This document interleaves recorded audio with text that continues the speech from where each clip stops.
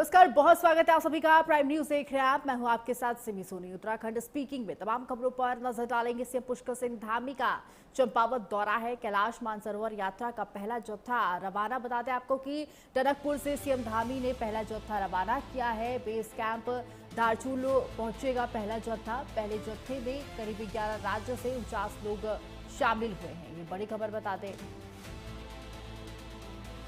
CM Dhami ने पहला जत्था है जो वो रवाना किया है। बेस कैंप धारचूल पहुंचेगा ये जत्था। पहले जत्थे में करीब 11 राज्यों से 49 लोग इसमें शामिल हुए हैं। सीएम पुष्कर सिंह धामी का चंपावत दौरा है। इस दौरान कैलाश मानसरोवर यात्रा का पहला जत्था जो है वो रवाना किया गया है। टनकपुर से सीएम धामी ने पहला जत्था जो है वो रवाना किया है। बेस कैंप धारचूल पहुंचेगा ये पहला जत्था।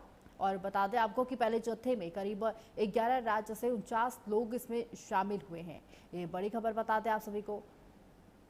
पहला जो जत्था है वो मुख्यमंत्री धामी की तरफ से रवाना किया गया है। सीएम पुष्कर सिंह धामी का चंपावत दौरा। कैलाश मानसरोवर जाने वाले सभी महादेव के भक्त, मैं आप सभी का आज इस अवसर पर अपनी ओर से हार्दिक स्वागत करता हूं। आप सबका अभिनंदन करता हूं कि और देवादिदेव महादेव से आपकी सुखद, सुगम और सुरक्षित कैलाश मानसरोवर यात्रा की मंगल कामना करता हूं कि महादेव आप सब पर कृपा करें।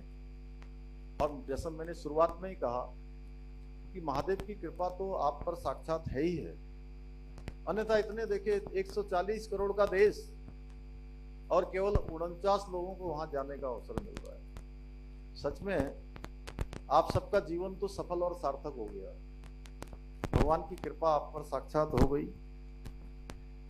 भाइयों बहनों, देवभूमि उत्तराखंड की पवन धरा से कैलाश मानसरोवर यात्रा के पहले दल को यहां से रवाना करना मेरे लिए हमेशा से ही एक प्रशासनिक दायित्व मात्र नहीं है, बल्कि भगवान भोलेनाथ के चरणों में नतमस्तक होने का, आप सबके माध्यम से भगवान भोलेनाथ का स्मरण करने का, उनके चरणों में नतमस्तक होने का ये सौभाग्यपूर्ण क्षण रहा है।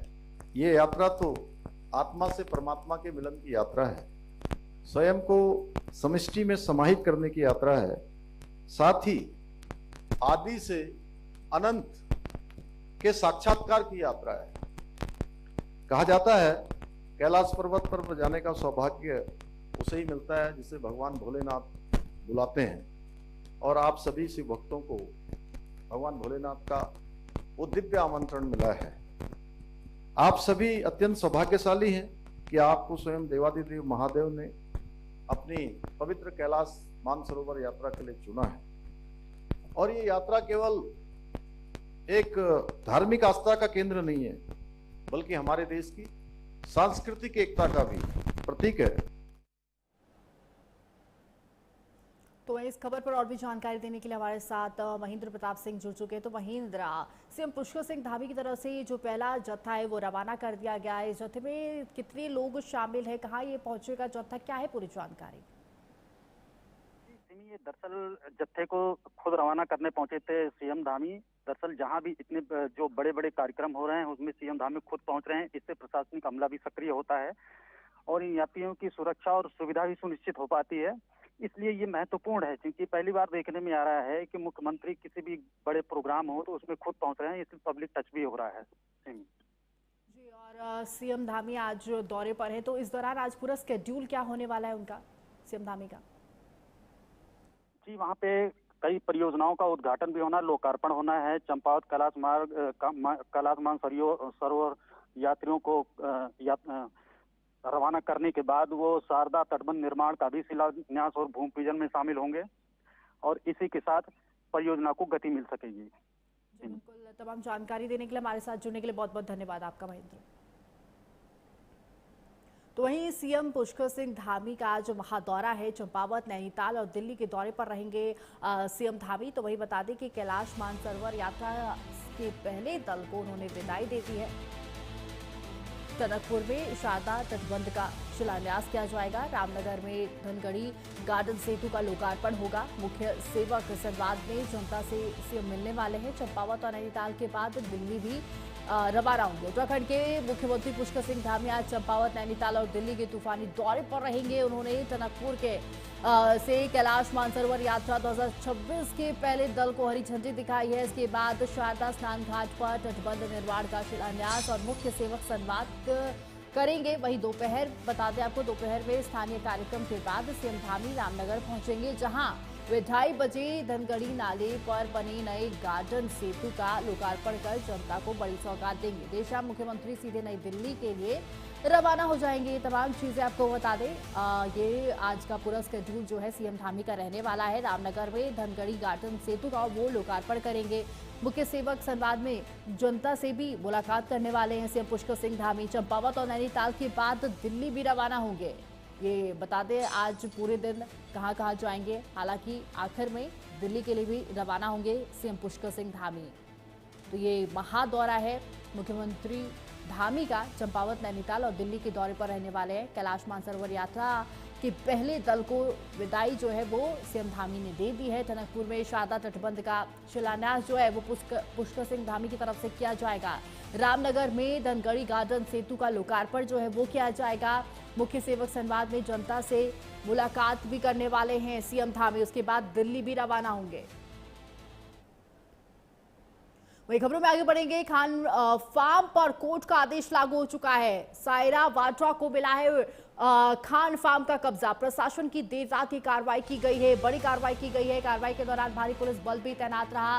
वही बता दें कि दूसरी पक्ष की नसरीन सांगा ने फार्म छोड़ दिया है। 2 घंटे चली थी शांतिपूर्ण ढंग से प्रशासनिक कार्रवाई। वहीं उधम सिंह नगर के किच्छा स्थित चर्चित खान फार्म भूमि विवाद में कोर्ट के आदेश के बाद प्रशासन ने कार्रवाई करते हुए कांग्रेस सांसद प्रियंका गांधी वाड्रा की जेठानी सायरा वाड्रा को फार्म का कब्जा दिला दिया है। देर रात भारी पुलिस बल की मौजूदगी में करीब 2 घंटे तक ये कार्रवाई शांतिपूर्ण ढंग से पूरी हो चुकी है। दूसरी पक्ष की नसरीन सांगा ने कोर्ट के आदेश का पालन करते हुए फार्म खाली कर दिया है। तो वही बता दें कि विवाद कई दिनों से सुर्खियों में था और अब प्रशासनिक कार्रवाई के बाद मामले में नया मोड़ आ चुका है। ये बड़ी खबर बताते हैं आप सभी को। ये बड़ा अपडेट बता दें, देर रात ये कार्रवाई की गई है। पुलिस प्रशासन भी मौके पर मौजूद थी और ये बड़ी कार्रवाई जो है वो की गई है। किच्छा में बता दें खान फार्म पर कोर्ट का जो आदेश है वो लागू हो गया है। सायरा वाड्रा को फार्म का कब्जा जो है वो मिल गया है। प्रशासन की देर रात ये बड़ी कार्रवाई हुई है। कार्रवाई के दौरान भारी पुलिस बल की तैनाती थी। दूसरी पक्ष की नसरीन सांगा ने फार्म छोड़ दिया। 2 घंटे चली शांतिपूर्ण ढंग से प्रशासनिक कार्रवाई। उधम सिंह नगर के किच्छा स्थित चर्चित फार्म हाउस भूमि विवाद में कोर्ट के आदेश के बाद प्रशासन ने कार्रवाई करते हुए कांग्रेस सांसद प्रियंका गांधी वाड्रा की जेठानी सायरा वाड्रा को फार्म का कब्जा दिला दिया है। सबसे पहले तो बता दूं मैं बहुत खुश हूं अपने घर में आके, और इस आदेश की वजह से ही हम आज अपने घर में आ पाए हैं। एंड कोर्ट का, सिविल कोर्ट का एंड हाई कोर्ट का, I am very very thankful to them for a wonderful order, जिसकी वजह से आज हम अपने घर में आ पाए। और प्रशासन का भी बहुत बहुत धन्यवाद और सबका जिन्होंने हम लोग की हेल्प करी यहाँ पे। तो आज अपने घर में हम आ गए हैं फाइनली। बड़ी कार्रवाई की गई है। कार्रवाई के दौरान भारी पुलिस बल जो था वो मौके पर मौजूद था। वहीं दूसरे पक्ष की नसरीन सांगा ने जो फार्म है वो छोड़ दिया है और 2 घंटे तक ये शांतिपूर्ण ढंग से प्रशासनिक जो कार्रवाई है वो की गई है। देर रात ये बड़ी कार्रवाई की गई है। तस्वीरें भी आपको दिखा रहे हैं। पुलिस प्रशासन की मौजूदगी भी थी और सायरा वाड्रा को खान फार्म का जो कब्जा है वो मिल चुका है। वही खबरों में आगे बढ़ेंगे। खबर रुड़की से है, जहां पर प्राइम न्यूज की खबर का बड़ा असर देखने को मिला है। रस्क पैकेट में मृत छिपकली मिलने से मामला सामने निकल कर आया है। खबर दिखा रहे हैं कि 24 घंटे के अंदर ही कार्रवाई की गई है।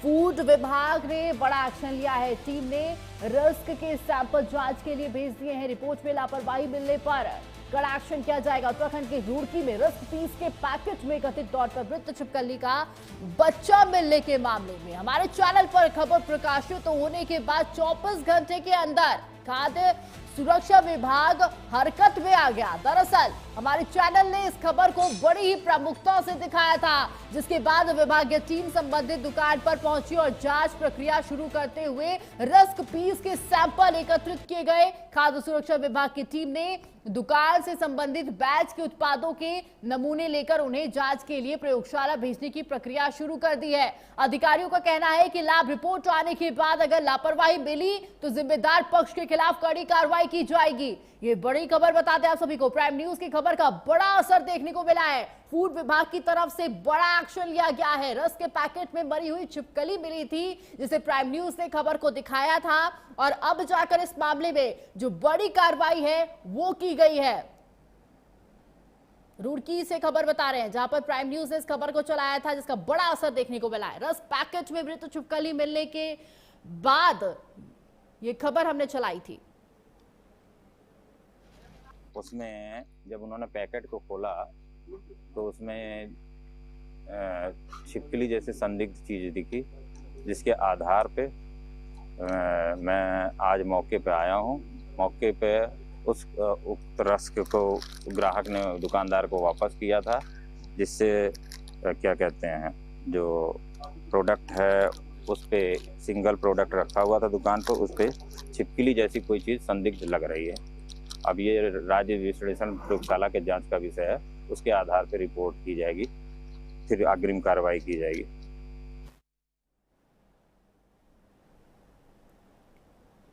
तो वहीं इस खबर पर और भी जानकारी देने के लिए हमारे साथ अरशद हुसैन जुड़ चुके हैं। तो अरशद, प्राइम न्यूज ने खबर चलाई थी, रस के पैकेट में छिपकली मिली थी, जिसके बाद अब बड़ी कार्रवाई जो है वो फूड विभाग की तरफ से की गई है। क्या कार्रवाई की गई है अभी इस मामले में? अरशद, मेरी आवाज सुन पा रहे हैं आप? जी बिल्कुल आ रही है जी। क्या कार्रवाई की गई है फूड विभाग की तरफ से इस मामले में? देखिए, प्राइम न्यूज की खबर चलने के बाद यहाँ पर फूड विभाग के अधिकारी पहुंचे थे और उन्होंने रस के पैकेट का मुआयना किया और उससे सैंपल भरे। उनका कहना है कि जल्द ही इस पर जो है सैंपल के लिए ये जो है प्रोडक्ट भेजा जाएगा और उसके बाद इस पर कार्रवाई की जाएगी। ये आपको बता दूं कि अलीगढ़ की एक कंपनी का ये रस पैकेट यहाँ पर देखा गया था, जिसमें मरी हुई छिपकली मिलने से हड़कंप मच गया था। वहीं मीडिया कर्मियों द्वारा फूड इंस्पेक्टर को इस बारे में सूचित किया गया और ये खबर भी प्राइम न्यूज ने बहुत प्रमुखता के साथ चलाई थी, जिसको लेकर फूड इंस्पेक्टर 24 घंटे के अंदर अंदर रुड़की पहुंचे और इस जो है रस का सैंपल लिया उन्होंने भर के जो है लैब के लिए भेजा। जी अरशद, ये खबर प्राइम न्यूज के द्वारा चलाई गई थी, जिसके बाद ये बड़ी लापरवाही उजागर हुई, जिसे हमने दिखाया था और अब इस मामले में बड़ी कार्रवाई की गई है। हालांकि इस मामले में एक छिपकली मिलना एक बहुत बड़ी बात है, क्योंकि एक साफ तौर पर एक बड़ा सवाल खड़ा करता है, क्योंकि तमाम लोग जो है उस रस का सेवन करते हैं और कहीं ना कहीं आगे ये एक बड़ा मुद्दा है। तो इसमें आगे क्या कुछ कार्रवाई की जाएगी अरशद?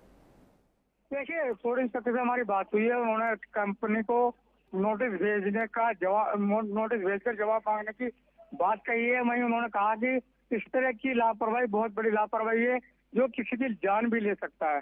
तो इसी के चलते उन्होंने इस मामले को गंभीरता से लिया और 24 घंटे के अंदर रुड़की पहुंचकर इस मामले में सैंपल भरे और जो है कार्रवाई के लिए जो है अधिकारी को भी लिखा है। जी अरशद, तमाम जानकारी देने के लिए, हमारे साथ जुड़ने के लिए बहुत धन्यवाद आपका। तो एक खबरों में आगे बढ़ेंगे। रुद्रपुर में तुंगनाथ मंदिर के संरक्षण को लेकर बड़ी पहल की गई है। मंदिर में आए संरचनात्मक झुकाव का उपचार किया जाएगा। CBRI करेगा मंदिर का ट्रीटमेंट।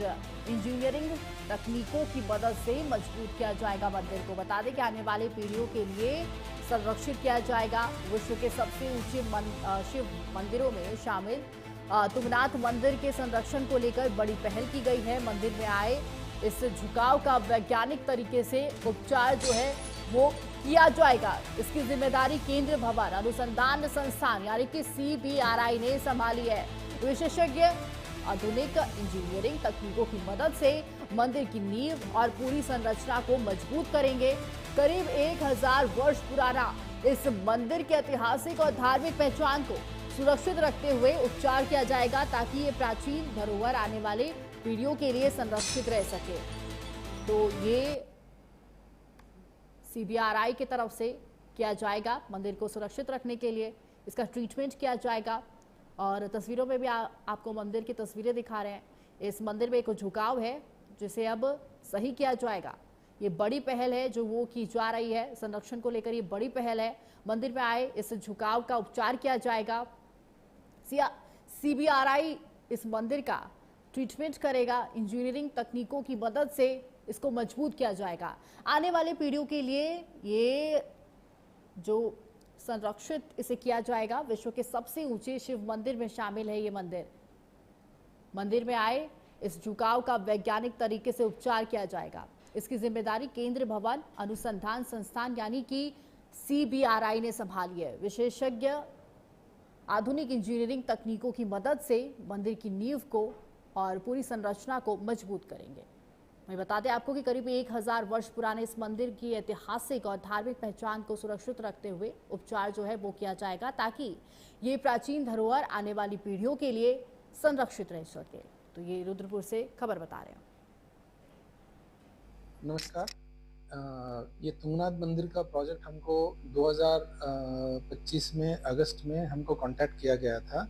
हमारे 5 वैज्ञानिक इसमें काम कर रहे हैं। इसका नेतृत्व डॉक्टर मनोजीत समंता कर रहे हैं। डॉक्टर देवदत्ता घोष, डॉक्टर हीना गुप्ता और शशांक और श्रीनिवास जी इसमें शामिल है। तो इसमें मुख्य मुद्दा ये है कि वो तुंगनाथ मंदिर 2.5 डिग्री टिल्ट हुआ है करके हमको बताया गया है।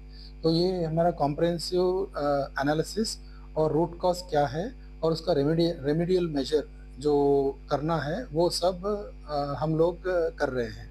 तो सबसे पहले क्या है कि ये हमारे डिज़ाइन के मुताबिक, हमारे जो रिकमेंडेशन के मुताबिक पहले ये टेम्पल को है ना ये स्टोन बाय स्टोन, ये ड्राई स्टोन मैसनरी कंस्ट्रक्शन बोलते हैं।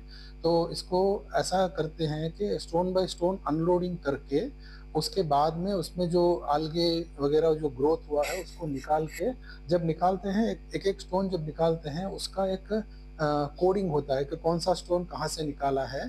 तो मोस्ट प्रोबेबली वो टेम्पल ट्रस्ट बार कोडिंग भी कर सकते हैं उसका। तो एक कर्नल अजय कोछियाल का बड़ा बयान निकलकर सामने आया है। सोशल मीडिया ट्रोलर्स पर उन्होंने निशाना साधा है। अग्निवीर मुद्दे पर उन्होंने तीखी प्रतिक्रिया दी है। आलोचनाओं से नहीं पड़ता है कोई फर्क है, उनकी तरफ से कहा गया है। केवल भड़ास निकालते हैं सोशल मीडिया यूजर्स, ये उनकी तरफ से कहा गया है। कर्नल कोछियाल ने ट्रोलर्स को नजरअंदाज किया है। देहरादून में बीजेपी नेता कर्नल अजय कोछियाल ने सोशल मीडिया पर हो रही अपनी आलोचनाओं और अग्निवीरों को लेकर चल रहे विवाद पर खुलकर अपनी प्रतिक्रिया दी है। कर्नल कोछियाल ने कहा कि सोशल मीडिया पर लोग अपनी अपनी राय रखते हैं और केवल अपनी भड़ास निकालते हैं, जिससे उन्हें कोई फर्क नहीं पड़ता, ये उनकी तरफ से कहा गया है। अग्निवीर योजना पर सवाल उठाने वालों पर तंज कसते हुए उन्होंने कहा कि जो लोग इस तरह की बातें कर रही हैं उनसे कि कई सदियां हो चुकी हैं और बच्चे भी हैं, इसलिए वे ऐसी टिप्पणियां कर रही हैं। वे इस तरह की आलोचनाओं को बिल्कुल गंभीरता से नहीं लेते हैं। ये बड़ा बयान जो है वो उनकी तरफ से दिया गया। तो देखो सोशल मीडिया क्या हो गया है आज। हम बोलते हैं डेमोक्रेसी है, डेमोक्रेसी में हर किसी को बोलने का अधिकार है। अब बहुत सारे लोग ऐसे हैं जो हमारे साथ में, जब मेरे को याद है जब हम छोटे होते थे और हम तैयारी कर रहे थे सेना में जाने की या नौकरियों में, तो ये लोग भी ना कोशिश करते थे लेकिन ये निकल नहीं पाए। ये कहीं पे भी नौकरी के लिए फिट नहीं हुए, इनको कहीं रोजगार का कोई जरिया नहीं मिला। तो ये क्या करते हैं, अब धीरे धीरे बड़े हुए, घर ने जबरदस्ती शादी करा दी, शादी कराई तो इनके बच्चे हुए, बीवी हैं, ये अपनी बीवी को भी सही ढंग से उसकी देखभाल नहीं कर सकते, ये अपने बच्चों की ग्रोथ नहीं देख सकते। ये ना हताश प्रवृत्ति के लोग हैं समाज के अंदर।